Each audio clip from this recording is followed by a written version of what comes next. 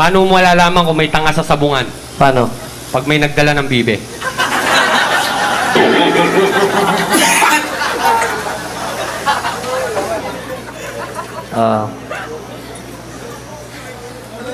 Anong tawag mo sa grupo ng aso? Ano? Atso-satson. Paano mo malalaman pag may mas tanga pa sa sabungan? Paano? Pag may pumusta sa bibe.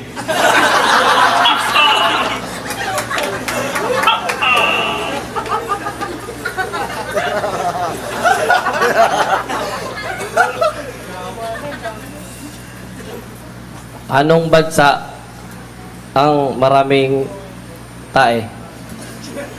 Ano? Thailand. Paano mo malalaman kung may sindikato sa sabungan? Paano? Pag nanalo yung bibe.